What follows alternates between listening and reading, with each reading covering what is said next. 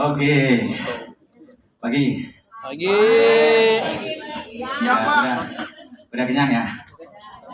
Udah? Oke, bagus sekalian. Seperti yang Mbak Sarah sampaikan bahwa pada kesempatan 1 jam ke depan, saya ingin mengenalkan apa itu NLP. Ya, Pak teman-teman sudah ada pernah dengar? Ada yang pernah dengar NLP? Belum. Pernah dengar ya? Oke. Oke, Bapak Ibu. Jadi kalau kita bicara NLP berarti kepanjangannya apa? Neuro itu apa? Saraf. Saraf itu apa? Jaringan. Jaringan. Ayo. Jaringan. Ya, Jaringan. saraf. Jaringan. Satu rasa dan frekuensi. Ayo. Coba. Neuro. Neuro kalau melihat tanya di apa? Di Google, Mbak Google apa? Hah? Neuro. Saraf. Ya. Otak. Saya kadang-kadang menerjemahkan saraf aja bingung loh. Karena apa? Kadang-kadang istilah saraf dipakai benar-benar saraf ya. Ya. Ya.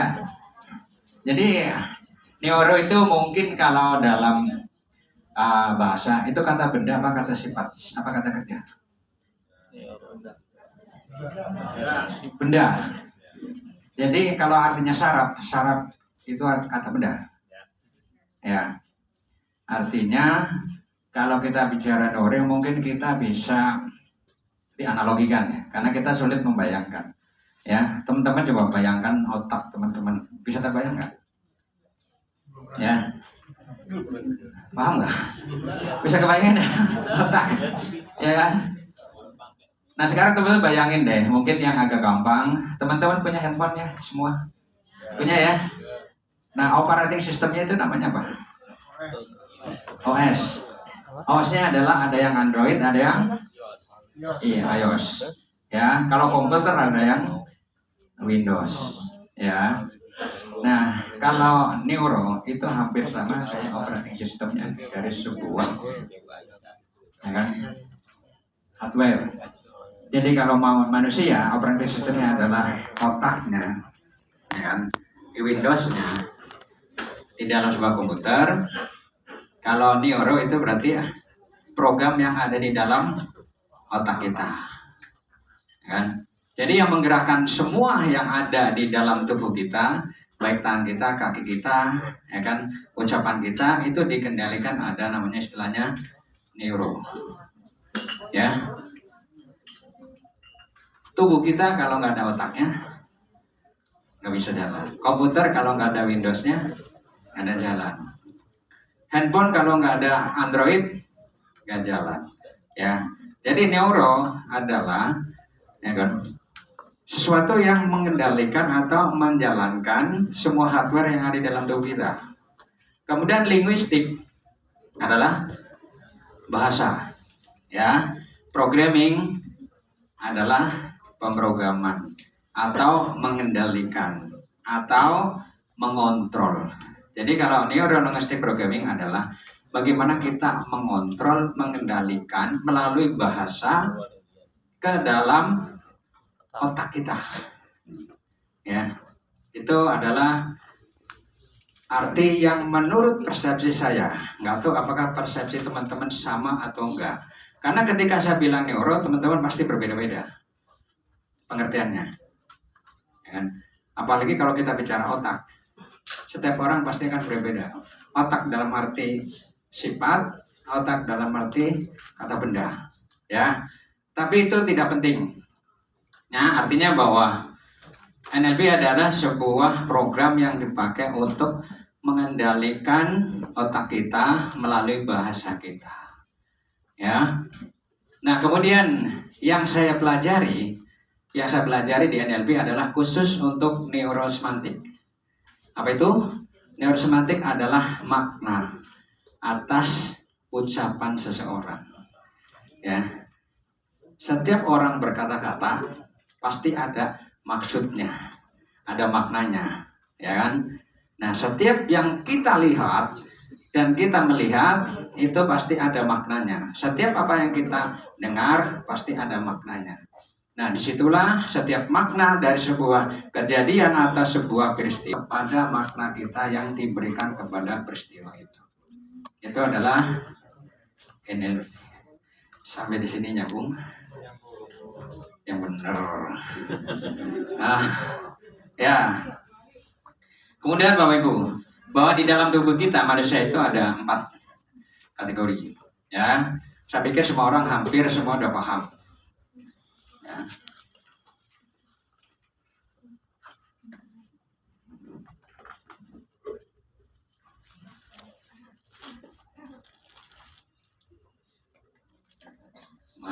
Manusia, pikiran, perasaan, ucapan, tindakan. Ini Bapak Ibu. Jadi di dalam tubuh kita itu ada komponen. Ya. Pertama komponen namanya pikiran. Kemudian ada namanya komponen perasaan, ada komponen ucapan, ada komponen tindakan.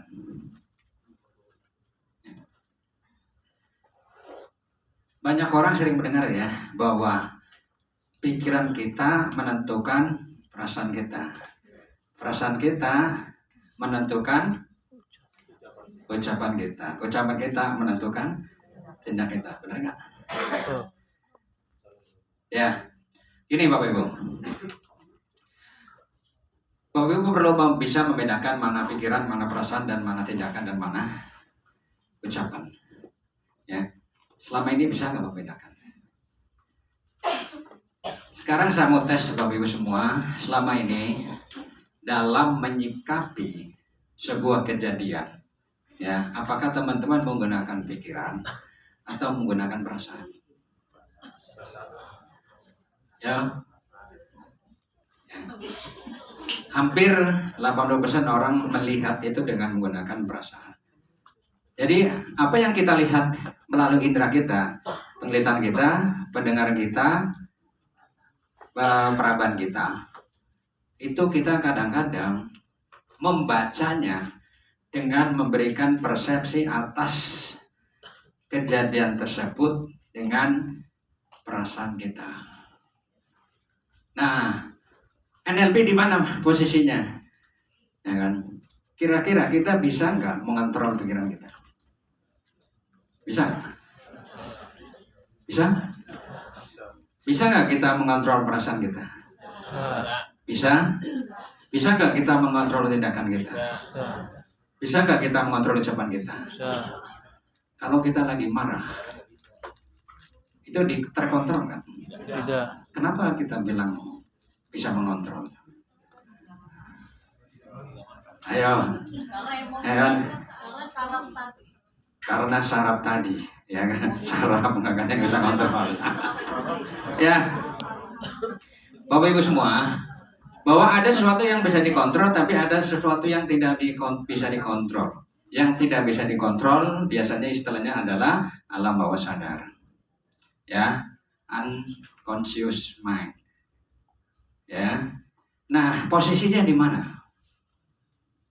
Ya, alam bawah sadar itu posisinya di mana? Yo. Dari tempat ini posisinya di mana? Posisinya ada di perasaan. Ya. Marah itu pikiran atau perasaan? Perasaan. Ya kan? Marah itu perasaan. Tapi kok nggak bisa terkontrol? Bisa nggak marah karena mau marah? Bisa nggak marah karena mau marah? Bisa. Hah? Belum. Bisa. Kapan? Ya kan? Ya. Bapak Ibu, marah. Kak saya mau marah adalah ketika Bapak Ibu melihat sebuah aturan yang dilanggar. Ketika teman-teman kemudian diam, padahal hati kecilnya nggak setuju, ya kan? Maka di situ boleh marah, tapi terkontrol. Ketika sebuah ada aturan dilanggar, maka kita boleh marah. Mungkin bukan marah bahasanya, tapi adalah, ya kan, tegas, ya kan. Dan yang perlu disampaikan, marah bukan kemudian marah, tapi tidak menyelesaikan. Energi marahnya dipakai untuk menyelesaikan bahwa itu salah dan itu benar. Ya. Nah, kemudian Bapak Ibu, ketika seorang anak usia 3 tahun ke bawah, mereka hidup karena apa? Dia punya pikiran atau punya perasaan? Ya kan? Dia udah berpikir belum? Oh, Belum ya. Ya. Tapi dia sudah punya perasaan. Di perasaan ini ada dua, ya. Ada namanya conscious mind. Ada namanya unconscious. Ini adalah alam sadar, ini adalah alam bawah sadar. Alam bawah sadar adalah yang sudah dari sononya, sudah terprogram. Ya, sudah dari sononya. Contoh, ya kan, rasa lapar itu sama. Ya kan? Rasa lapar itu sama. Ya. Jadi kita untuk bisa bertahan hidup walaupun dia nggak punya pikiran, tetap manusia sudah dibekali. Dan ini biasanya makhluk hidup pasti dikasih ini. Binatang pun ada. Adalah untuk bertahan hidup. Ya. Nah ini, ya. Nah, persoalan yang terjadi ketika kita sebagai seorang manusia, kenapa? Kalau kita bisa mengontrol, ya kan? Ini semua pikiran, ucapan, dan perasaan dan tindakan kita, kok ya nggak sukses semua. Ayo. Karena nggak berpikir. Seharusnya kalau mau normal ya, Bapak Ibu sadar ya. Saya bisa mengontrol pikiran saya bisa mengontrol perasaan saya, dan saya bisa mengontrol tindakan saya, dan saya bisa mengontrol ucapan saya. Ketika Bapak Ibu misalnya hari ini mau bahwa di bulan Maret closing 5 NS, itu adalah ucapan saya bisa terkontrol. Tapi pikiran kita bisa nggak? Perasaan kita bisa nggak? Dan tindakan kita bisa nggak? Saya mau jualan di bulan Maret 5 unit. Ucapan saya keluar. Saya bisa kontrol. Tapi pikiran saya langsung, waduh, tapi bulan puasa ya. Ya nggak? Betul nggak? Kemudian tambah lagi, lapar. Ya. Akhirnya tindakan kita manut atas perasaan dan pikiran kita, ya kan? Mager, akhirnya tidur, ya kan? Betul nggak? Ya. Jadi sebenarnya kalau kita mau jujur ya, kalau kita memang mampu mengontrol ini semua, seharusnya kita tuh semua sukses loh. Apapun yang kita mau pasti tercapai. Saya mau makan, ya, ada nasi, makan, ya kan? Tanpa kita sadari, kita ambil pakai tangan kanan, kita ambil sendok, kita ambil minum tanpa kita sadari. Itu adalah program unconscious mind, alam bawah sadar. Teman-teman pernah perhatiin nggak? Kalau sudah makan nggak mungkin kita ingat ini harus pakai tangan kanan, karena udah terbiasa pakai tangan kanan. Ya. Nah, PR-nya NLP adalah digunakan bagaimana kita bisa mengontrol pikiran, ucapan, dan tindakan kita dan perasaan kita supaya, ya kan? Supaya tindakan kita adalah mengarah untuk apa yang kita inginkan. Ya, mengarah apa yang kita inginkan. Ya. Sampai sini clear? Clear. Ya. Teman-teman kalau yang bingung nggak apa-apa tunjuk tangan. Kalau pengen jelasin, saya pengen lebih jelas di sini maksudnya apa. Tunjuk tangan ya. Karena nanti sesi selanjutnya saya akan lanjutkan. Ya, saya akan lanjutkan. Nah, sebelum itu saya teman-teman pengen Sekarang yang Bapak Ibu pahami adalah dalam tataran masih pada apa yang teman-teman pikirkan. Paham, tapi baru pikiran. Sekarang saya benar-benar pengen teman-teman paham, tapi paham dalam perasaan. Ya, jadi silakan teman-teman berdiri. Berdiri.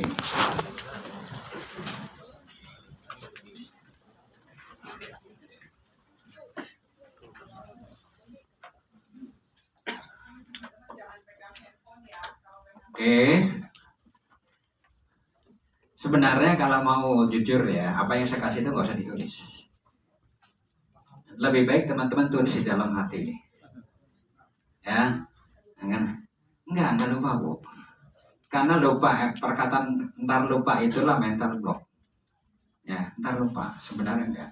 Bagaimana kalau kita bisa mendengar, kemudian kita akses ke dalam diri kita, di dalam perasaan kita, maka dia akan ingat selamanya. Pernah tahu namanya trauma?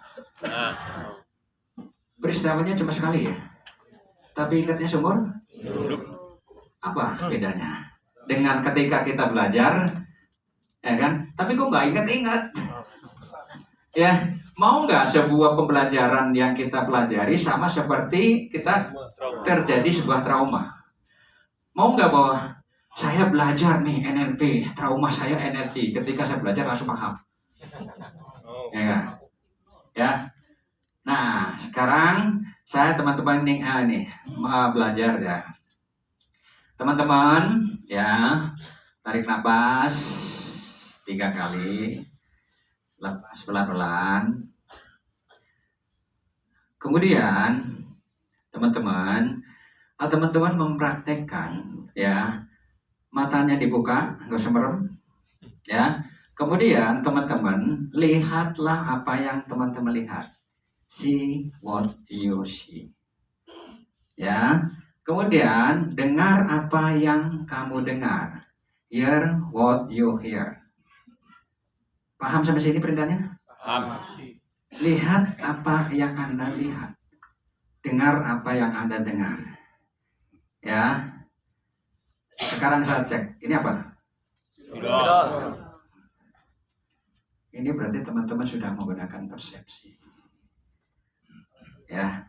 Sekarang belajar. Nanti setelah praktek, kurang lebih sekitar 1 atau 2 menit, teman-teman dengar apa yang Anda dengar, lihat apa yang Anda lihat. Dan situlah nanti saya jelaskan.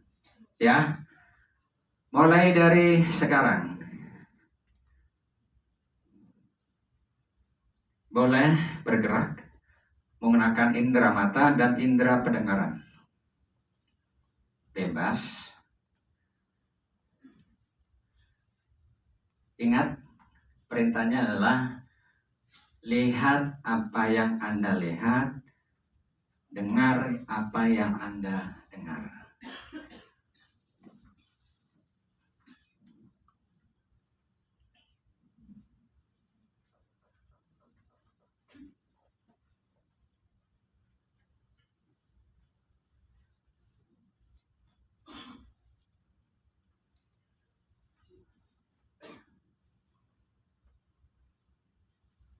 Satu menit lagi.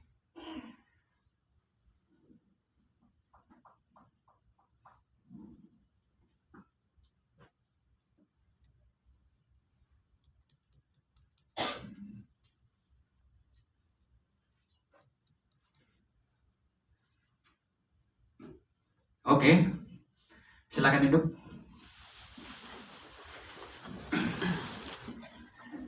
Sekarang saya tanya,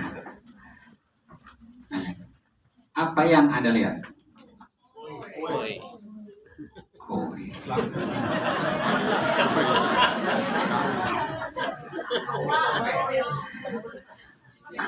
Apa yang Anda dengar? Orang batuk, ketok, coy. Ini apa? Atas. Kebanyakan dari teman-teman melihat itu dengan persepsi. Ya, melihat dengan persepsi Anda sendiri. Ketika saya minta lihat apa yang Anda lihat, Anda langsung menyebutin kue. Karena Anda sudah tahu itu kue. Ketika saya tanya apa yang Anda dengar, Anda bilang tadi Ketuk-ketuk. Orang batu batuk. dan sebagainya. Karena Anda sebelumnya sudah tahu. Pertanyaannya, kalau Bapak Ibu belum tuh melihat ini kalau Bapak Ibu belum pernah tahu, ini apa? Benda putih segi empat. Oke. Kalau teman-teman mau berpikir sampai di situ, ya, jangan berikan persepsi bahwa ini kertas. Ya. Jangan berpikir bahwa ini kertas. Kertas itu udah melakukan persepsi. Anda udah masuk ke wilayah ini. Ketika Anda melihat kue, Anda sudah memberikan persepsi. Itu ada tulisan kue. Kemudian di dalamnya muncul kemudian emosi banyak nih. Di dalam tulisan kue banyak tuh perasaan. Langsung ingat, wah saya harus closing 3. Ya, oh saya harus ketemu, saya ditolak dan sebagainya. Akhirnya yang sebenarnya itu cuma tulisan, teman-teman menganggap bahwa tulisan itu bisa jadi berat atau ringan. Ya, teman-teman melihat ini kertas karena teman-teman sudah tahu bahwa ini kertas. Tapi kalau teman-teman hanya lihat ini sebagai sebuah benda yang berwarna putih, kotak, selesai. Ya. Maknanya apa? Ketika teman-teman berhadapan dengan prospek, teman-teman sering membaca mereka dengan perasaan Anda. Nah, wah, dia mau nolak ini. Ya. Padahal perasaan Anda yang bermain. Ya kan? Ketika prospek sama orang, hadapilah apa adanya. Ya, lihatlah apa adanya, apa yang Bapak Ibu lihat dan apa yang Anda dengar. Kebanyakan orang kita tidak mendengarkan apa yang dia sampaikan. Tapi lebih banyak kita dominasinya di perasaan kita karena mau closing. Benar nggak? Tapi ketika kita hanya see what you see, hear what you hear, itu maka kita hanya dengarkan, ya kan, dan lihat ekspresinya. Ya. Kemampuan kita mendengar apa adanya, melihat apa adanya, maka kita mampu memberikan respon yang tepat. Jadi pada saat kita berhubungan dengan orang, jangan pernah menggunakan persepsi kita. Gunakanlah, ya kan, apa yang teman-teman lihat, apa yang teman-teman dengar, dan biarlah kita masuk ke dalam perasaan dia. Ya.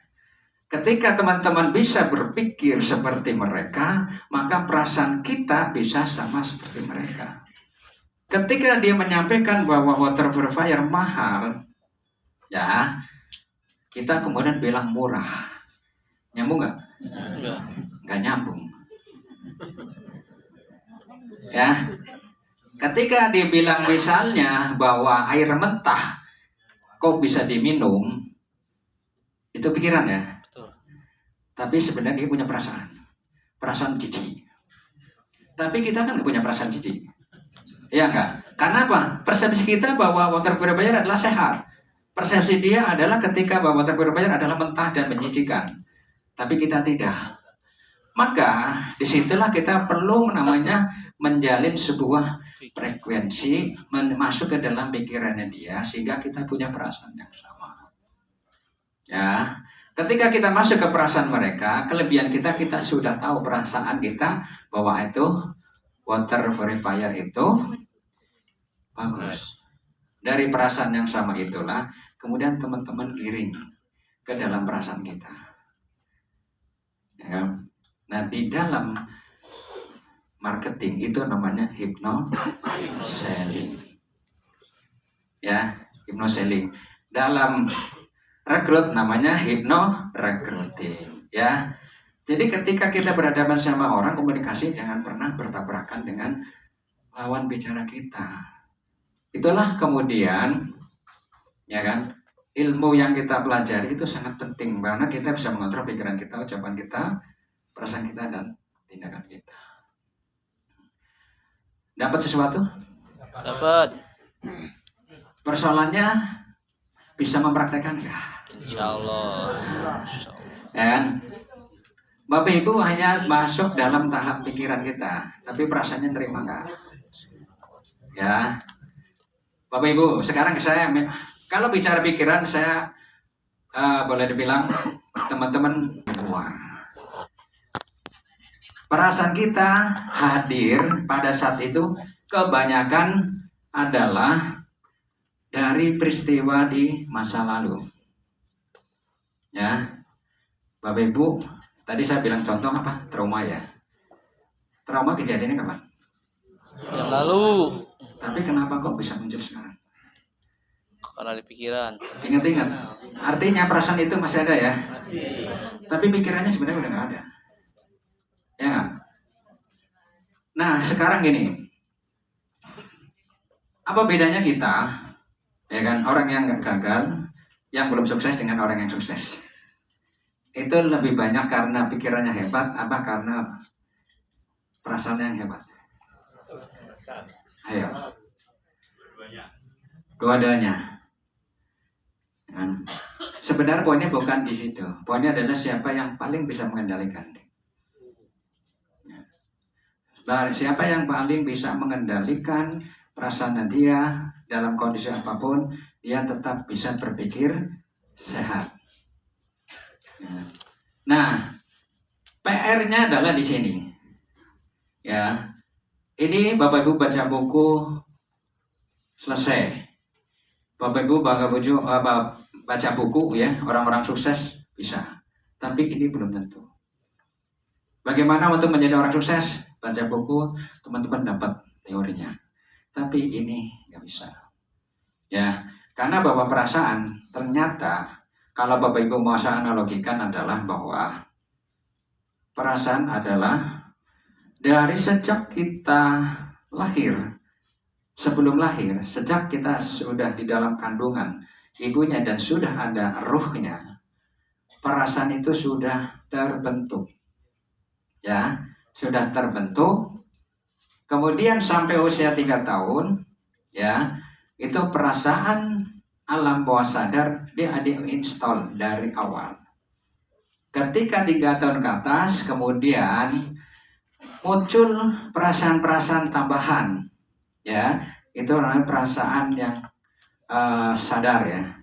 Dan kebanyakan peristiwa-peristiwa yang terjadi, perasaan-perasaan di sini, kalau ada sebuah peristiwa yang tidak nyaman, ini akan disimpan. Ya, jadi Bapak Ibu, ketika Bapak Ibu kemudian menggunakan perasaan saat ini, akan menjadi memori perasaan di masa yang akan datang. Ketika Bapak Ibu waktu kecil sering marah, atau kemarin sering marah, itu tidak akan pernah hilang di dalam perasaan. Di dalam pikiran bisa hilang, tapi dalam perasaan tidak pernah. Sampai sini paham? Saya lihat itu masih nggak nyambung loh.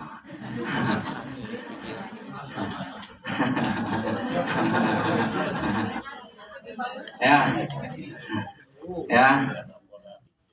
Pak, boleh nanya nggak Pak? Boleh. Enggak, saya sebenarnya pengen nyimpulin ya Pak ya. Tadi kan kata Bapak tuh mempraktekannya gimana. Saya ngebayanginnya begini. Ya. Berarti kalau seandainya prospek misalkan mengatakan, oh cicilannya panjang banget, gitu ya. Nah, kalau seandainya kita sebutlah membantah, itu sama saja dengan bertabrakan. Yes. Berarti solusinya saya harus mempertanyakan apa keberatannya kalau seandainya. Jadi saya harus mendalami perasaan dia dulu gitu maksudnya. Yes. Value di atas kata-katanya. Makna di atas kata-katanya. Jangan menggunakan makna kita, makna dia. Oke. Ya, ya kan? Terima kasih Pak, itu aja Pak. Ya. Jadi misalnya tadi, kok lama banget? Kan kita mikirnya persepsinya 7 tahun lama gitu ya. Ya kan? Tapi padahal kita pikir, dalam pikiran kita kan udah belajar kan kita bilang, iya loh dibandingkan dengan ini toh kita minum terus segala macam kan. Betul. Ya kan? Kan begitu kan kebanyakan ya. Ya. Sebaiknya kita masuk ke value yang dia miliki, kenapa dibilang lama. Ya kan? Maksudnya, ya kan? Maksudnya kenapa dibilang lama? Ya, jadi jangan langsung dikonter dengan persepsi kita, tapi kita masuk ke dengan keberatan dia. Sebenarnya apa sih yang menyebabkan dia mengeluarkan kata lama? Ya kan? Saya tanya, kenapa lama itu sesuatu yang enggak? Terkesan kan lama sesuatu yang enak ya. Ya, betul. Padahal bisa jadi lama kan sesuatu yang enak kan. Woi, salah. Ya, Tergantung. karena versi mereka, kalau buat kita yang mungkin nggak punya peristiwa seperti itu, 7 tahun kenapa dia bilang lama kok? Buat dia sebagai alasan, ya. Nah, baru kita masuk ke dia supaya dia, ya, supaya dia ngerti bahwa lama itu tidak menjadi masalah, ya kan? Lama itu justru membuat kita semakin Enjoy. mudah. Ya kan, kenapa? Kita nggak usah mikirin air 7 tahun, nggak usah ngangkat galon. Itu ya. Begitu Pak, maksudnya ya. Tujuan. Nah, Masuk Pak Eko.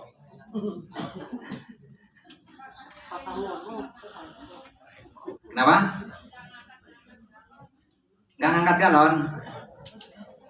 Pasti dia punya alasan lain. Kenapa lama sesuatu yang menjadi keberatan? Saya bilang loh, lama menjadi keberatan. Karena keberatan berarti berat. Ya nggak?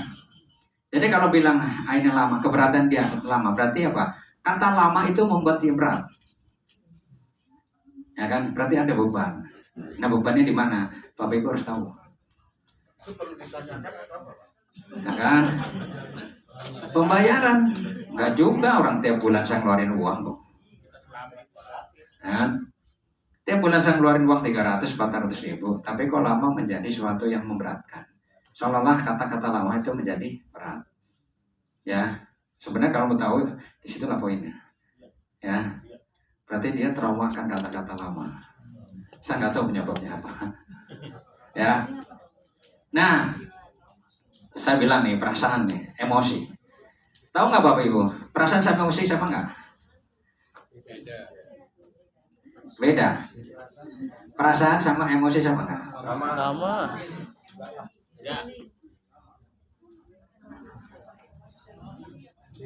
Tes.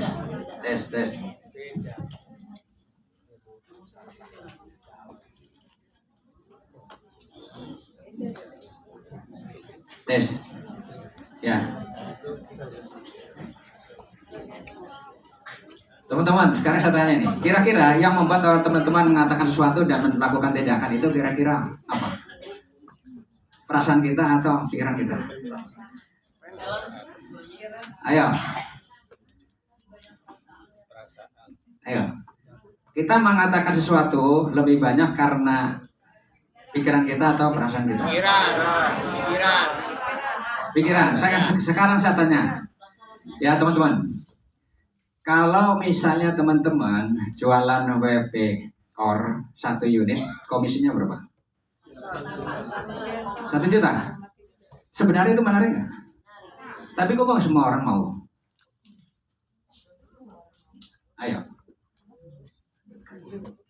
Ya? Hah? Ya kan? Ayo. Jualan Core 1 unit, ya kan, kita dapat komisi 1 juta, ya kan. Tapi kok tidak semua orang mau jalani? Ketika kita cerita semua orang mau nggak? Semua orang? Nggak. Secara pikiran mereka paham loh, oh gede dong berarti 1 juta, ya. Tapi kok dia nggak jalani? Ya.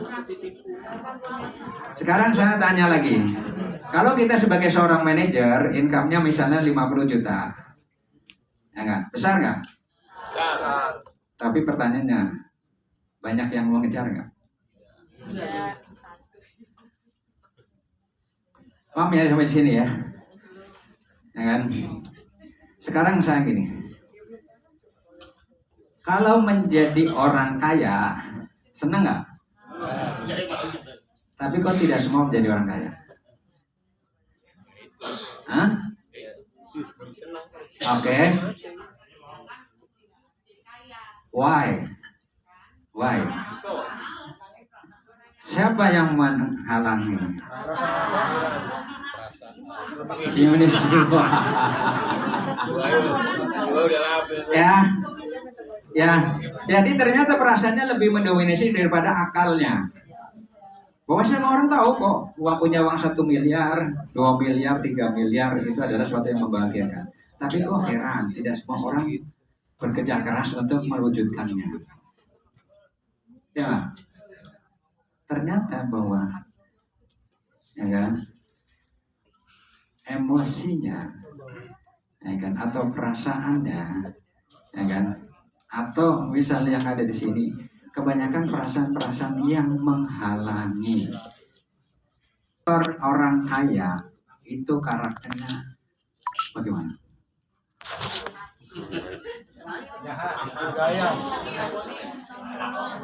Galak, sombong, angkuh, tengil, berbahaya, selingkuh. Ya, tahu nggak, saya mau kasih tahu. Akal kita bisa membedakan itu baik dan buruk, tapi perasaan Anda tidak bisa membedakan. Akibatnya, ketika Bapak Ibu mau jadi orang kaya, Bapak Ibu takut selingkuh, takut sombong, takut serakah. Akhirnya Bapak Ibu mencari alasan untuk tetap miskin. Ya enggak? Bapak Ibu, sekarang saya tanya, orang kaya itu netral, itu adalah ada di dalam batasan kita bahwa orang kaya berarti banyak uang, ya kan? Kemudian dia bisa apa sih dia bisa lakukan karena punya uang. Tapi akan menjadi persoalan ketika kita memberikan persepsi bahwa orang kaya itu kebanyakan selingkuh. Itu masuk ke persepsi di sini. Orang kaya sombong, orang kaya jahat.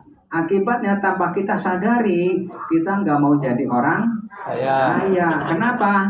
Persepsi kita orang kaya itu selingkuh, jahat, dan sebagainya. Ini harus diberesin, Bapak. Ya kan? Apa beresnya? Adalah mengubah, ya kan? Mengubah makna dari kata-kata orang kaya, ya. Mengubah kata-kata menjadi orang kaya. Orang kaya adalah satu dermawan. Apa lagi? Istri. Ya, baik. Gemar sedekah. Istrinya banyak. Nah, ayo. Istri lebih dari satu. Bahagia. Mau ngasih anak yatim bebas. Mau bangun masjid bebas. Istri Pak. Wakaf istri. Bapak Ibu. Menyantuni janda. Kok kayak komentarnya balas dendam sih? Ya.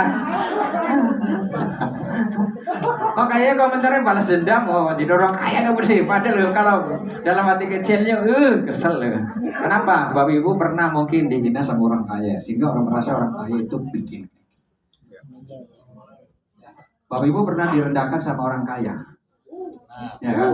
Sehingga Bapak Ibu merasa saya nggak mau jadi orang kaya, saya mau jadi orang baik, maka saya mendingan miskin. Alah. Saya mau jadi orang baik yang kaya. Nah itu. Ya, ya enggak? Kebanyakan sinetron, ya. Nih Bapak Ibu, ya. Nah ini sih Bapak Ibu. Sejak kita usia 4 bulan, ya, ketika roh kita ditiup sampai usia 3 tahun. Ini adalah yang menjalankan hidup manusia itu adalah alam bawah sadar, ya, unconscious mind, atau dalam bahasa ininya ini adalah kolbu. Oh, kolbu. Itu udah program yang diinstal oleh Tuhan pada kita. Jadi walaupun dia jatuh, walaupun apa-apa, dia tetap bangkit. Kemudian mulai bertumbuh sampai 12 tahun, di sini mulai ada akal. Tapi belum bisa memilih mana yang baik dan mana yang enggak. Begitu 12 tahun ke atas, ini baru dewasa. Dia akalnya lebih dominan daripada hak perasaannya. Ketika perjalannya di sini, ya kan, Bapak Ibu, maaf contoh, Bapak Ibu kalau misal yang terlahir dari keluarga yang broken home, ya kan, setiap hari misal melihat pertengkaran orang tua, maka pada saat itu tanpa Bapak Ibu sadari, sebagai seorang anak yang kecil usia 3 tahun, dia akan menyimpan memori-memori yang trauma. Dia tidak sengaja. Tapi pertengkaran orang tua itu terinstall di dalam dirinya. Sehingga begitu sudah berakal, ketika sudah ada pemicu, dia gampang marah. Gampang marah. Jadi sebenarnya orang yang gampang marah, kita perlu kasihani. Ya. Kenapa? Dia sebenarnya belum lepas dari kondisi belenggu ini. Ya. Jadi ketika kita berhadapan dengan orang yang marah, ya kan? Maka kita gunakanlah teori see what you see, hear what you hear. Lihat apa yang lihat, ya kan? Dengar apa yang dengar. Pada saat dia marah, lihat aja ekspresinya. Lihat aja. Jangan pakai persepsi kita. Ya kan? Yang harus kita pelajari adalah value. Akan dibalik kemarahannya. Bapak Ibu yang harus dicari adalah value yang di belakang, balik di belakang dia marah. Pesannya apa? Ya, pesannya apa? Biasanya, ya kan, marah dan tidak marah itu adalah gaya komunikasi. Ya, dia sebenarnya tidak mau. Percaya nggak? Ada nggak yang marah mau benar-benar marah? Nggak ada. Ya kan? Marah adalah muncul ketika pernah tahu namanya emosi marah. Kalau orang yang tidak pernah marah, tidak akan ada namanya kemarahan. Ya, saya kasih tahu nih Bapak Ibu. Emosi.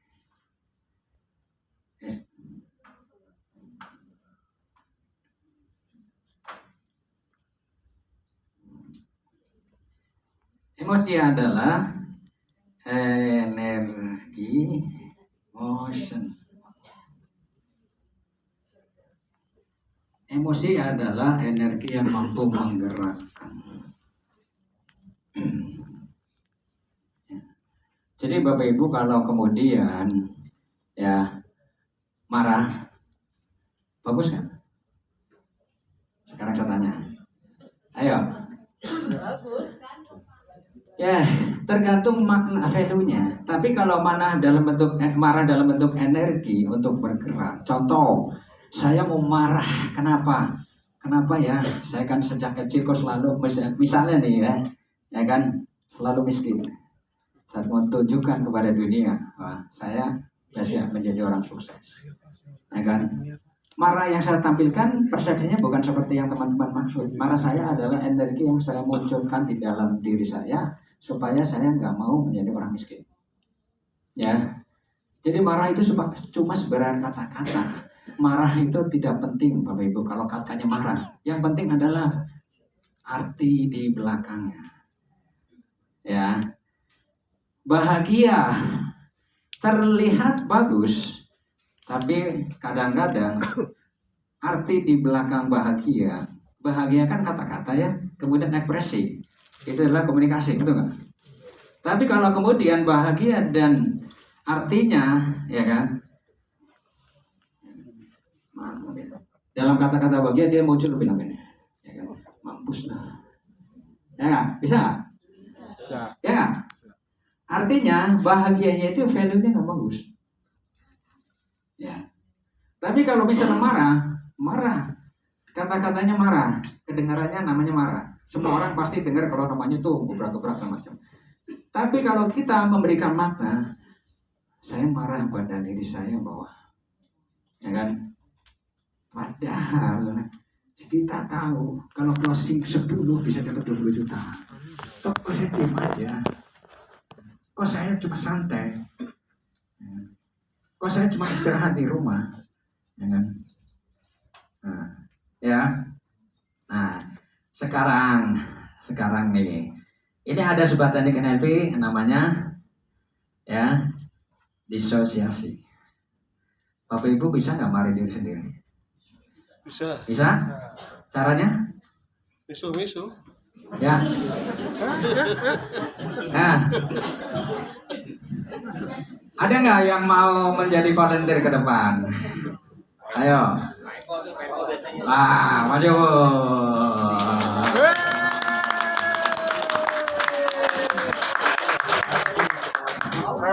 Bu, maaf bu. Ya kan? Bisa nggak bu? 58, Masya Allah ya. Ya kan? Kemarin 15 Bu ada. Menurut Bu siapa namanya? Bu Puji. Menurut Ibu, Bu Puji dari dengan usia sekarang sampai 58 itu udah sukses. Belum. Marah dong. Sekarang nih ya, lihat ya. Ini dalam teknik NLP namanya disosiasi. Disosiasi itu adalah lepas dari dirinya. Ya, lepas dari dirinya. Sekarang Bu Puji, bayangkan Ibu sekarang berdiri sini ya. Ya kan, sudah bisa bayangkan Bu? Sudah sekarang lagi berdiri? Sudah bayangkan? Oke. Sekarang ini bisa lingkarin ya Bu. Oke, sekarang Ibu keluar ke sini 2 langkah. Sekarang ngadap ke lingkaran tadi. Menghadap. Ya. Sekarang lihat Ibu Puji. Udah kelihatan Bu? Udah. Ya kan? Nah, menurut Ibu tadi Bu Puji adalah belum sukses usia 58. Bisa kasih nasihat nggak Bu? Bisa Bu? Bisa. Iya, silakan Bu. Bu Puji yang hebat dan baik, kamu bisa sukses setelah hari ini. Cukup. Kira-kira cukup. Kurang Bu, kurang galak. Oh ya, oke.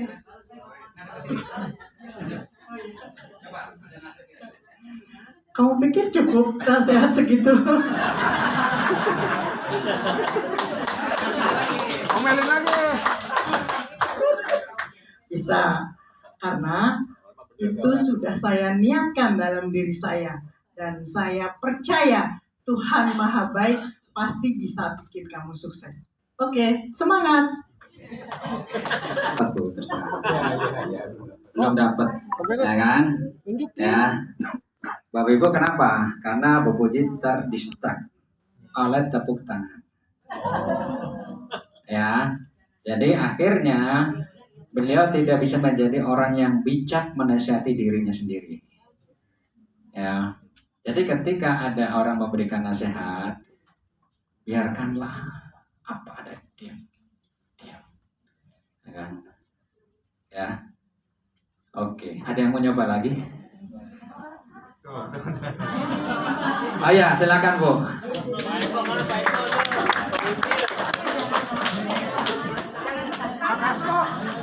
Bapak Ibu, jangan tepuk tangan ya. Siapa namanya Bu? Bu Yanti. Usia berapa? Ini kelihatan tukang marah-marah di rumahnya nih. Baterainya ganti. Ada baterai. Ayo, nggak takut. Bu Yanti. Sebenarnya ini pertanyaan klise, ya kan? Menurut Ibu udah sukses nggak? Kalau Ibu udah sukses nggak mungkin datang ke sini. Tapi ini adalah sebuah proses ya. Menurut Ibu udah sukses belum Mas? Insya Allah saya bilang sudah sedikit tapi belum terlalu. Kalau bisa jangan ketahuan Pak. Kalau udah dimulai prosesnya biar hening aja. Ya. Oke ya teman-teman tolong jangan tertawa ya. Ini memang lucu. Ya kan? Karena apa? Teman-teman saya kasih tahu ya. Kadang-kadang teman-teman akan mengetawakan dirinya sendiri ketika teman-teman keluar dari, paham ya? Ketika teman-teman keluar, iya ya, kenapa kemarin saya marah-marah ya? Nah, ya, ini adalah teknik disosiasi, lepas dari dirinya. Sekarang Bu Yanti mau sukses? Mau. Mau? Ya, saya nggak tahu mau suksesnya beliau seperti apa, tapi kita pegang itu aja. Karena kalau misalnya kita mau gali lebih dalam butuh waktu, ya. Jadi saya menggunakan oke lah sukses ya. Sekarang Bu Yanti berdiri di situ, ya. Sekarang bayangkan ya. Sekarang Bu Yanti berdiri di sini, sudah bisa membayangkan? Udah? Oke. Ya, Bu Yanti yang usianya 55, ya kan saat ini belum terlalu sukses. Benar ya tadi ngomongnya Bu? Ya. Mau sukses, betul ya? Nah sekarang ibu keluar sini, 1, 2, ngadap ke posisi yang tadi. Nah di sini ada Bu Yanti tadi, ya. Di sini ada Bu Yanti tadi.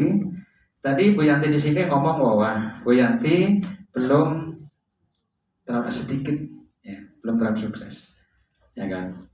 Sebagai Bu Yanti yang sayang pada dirinya, mau nggak ngasih nasihat kepada Bu Yanti bahwa sebenarnya Bu Yanti itu bisa lebih dari yang sekarang?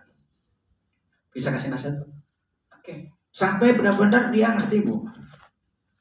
Sampai benar-benar dia bergerak, sampai benar-benar misalnya dia sekarang pengen closing 20, kejar. Silakan Bu. Oke. Bu Yanti, Bu Yanti kan tadi sudah mengatakan belum terlalu sukses. Nah, menurut Bu Yanti, apa pandangan Bu Yanti untuk mewujudkan kesuksesannya Bu Yanti? Nah, saya ingin mengajarkan supaya Bu Yanti bisa lebih mewujudkan keinginan Bu Yanti yang tertinggi. Balik lagi Bu, tidak. Ada kesini Bu. Kira-kira sebagai seorang Bu Yanti kalau terima nasihat itu nyambung nggak? Bergerak nggak Bu? Kalau maksudnya saya Tadi Bu Yanti ngasih nasihat di sini, ya kan? Tadi Bu nggak sampaikan. Nah kalau dikasih nasihat seperti itu sudah membuat Ibu bergerak. Insya Allah, karena kalau saya dengan tuntunan, ya intinya kalau misalnya ini saya bercerita sama diri sendiri atau gimana? Oke ya, nih Bapak Ibu, beliau tuh masih menjadi orang yang sama. Ya, beliau masih menjadi orang yang sama. Ya, nah, oke. Kalau saya nangis ngeliat diri saya, ibu harus benar-benar lihat diri ibu ada di situ. Lihat diri ibu kayak gimana. Ibu begitu. Ibu akan melihat diri ibu loh. Sampai dia mengangguk, sampai dia nangis di situ. Ya Allah, kasihan banget Dewi dulu kayak gitu. Sampai saya gimana bisa nggak? Saya sampai begitu Bu. Sampai aura bangkitnya dia itu dianya rasa bukan diri ini diri saya yang sekarang. Paham nggak Bu? Nah begitu Bu, Ibu bisa melihat diri Ibu. Saya begitu, itu bisa banget. Sebenarnya ini ya, memang ini agak challenging ya, karena pada saat yang sama kita harus menjadi orang yang berbeda.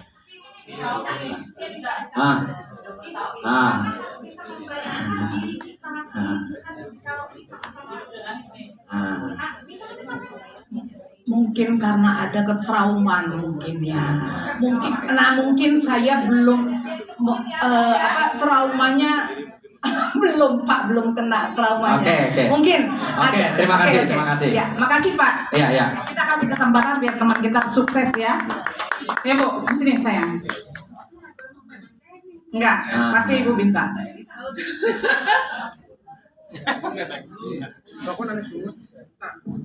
Nih Bapak Ibu ya. Sekarang saya tanya nih, ketika ada orang menangis, gimana perasaan Bapak Ibu? Cengeng kan cengeng. Hah? Pengaruh? Kan? Oke. Mau coba Bu? Boleh ya? Tapi kalau memang misalnya ini, ya Bu, kita perlu kerjasama ya Bu.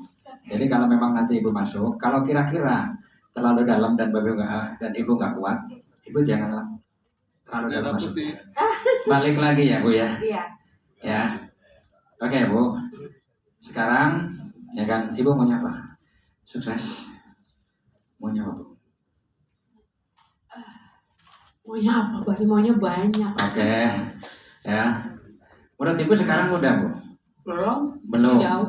Masih jauh. Masih jauh. Ya kan? Nah selama ini yang Bu Vivi lakukan dari kemarin-kemarin, menurut Ibu itu udah maksimal belum? Belum.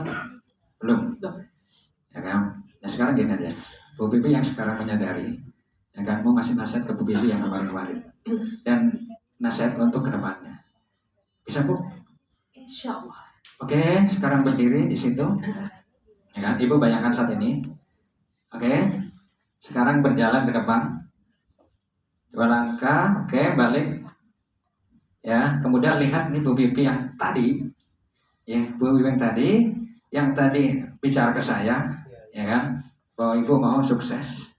Sekarang sebagai Bu Vivi yang sekarang udah paham, kasih nasihat.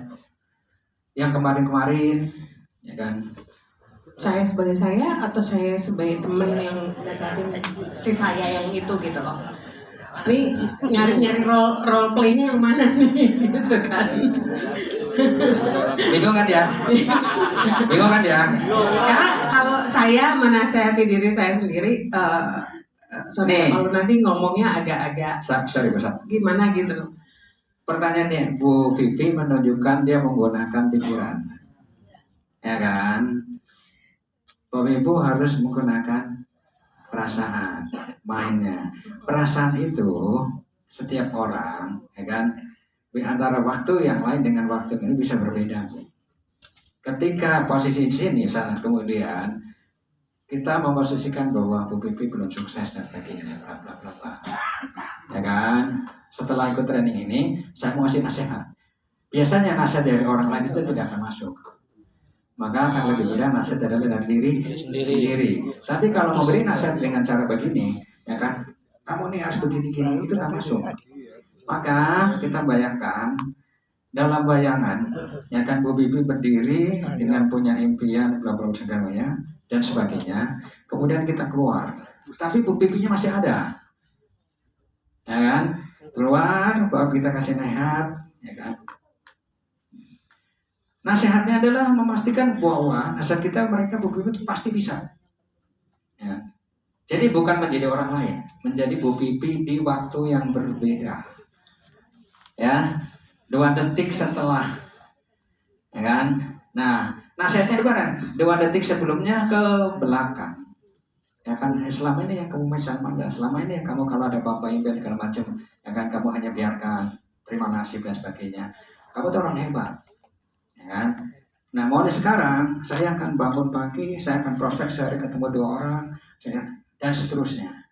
Nasihat ini adalah ke Bu Vivi yang di sini. Tapi sebenarnya nasihat itu adalah untuk dirinya, ya kan? Sebenarnya untuk dirinya. Tapi secara emosi dia tidak akan terima kalau nasihatnya ngomong begini. Nah maka begitu dia sini, dengerin. Habis itu kita masuk sini. Nah begitu masuk, ya kan? Baru kita cerna nasihatnya bagaimana. Sebenarnya ini adalah permainan diri kita, tapi di waktu yang berbeda. Ya, itu namanya teknik disosiasi. Ya, mau coba lagi Bu? Jadi menjadi dirinya, bukan menjadi orang lain, cuma dirinya di waktu yang berbeda. Ya, di waktu yang berbeda. Oke Bu, silakan ulangi lagi. Di sini Bu. Baik lagi. Ya. Udah bisa bayangkan, Bu Vivi sekarang berdiri di depan, ya kan, sudah membayangkan apa yang membuat selama ini merasa belum berhasil, belum sukses, betul begitu? Ya, sebenarnya kalau mau coaching bukan saya yang menjelaskan, saya harus bertanya, maunya apa Bu? Ya kan? Tapi karena Bu Vivi tadi sudah mendahului perjalanan emosinya, ya kan, Saya nggak bisa masuk di dalam.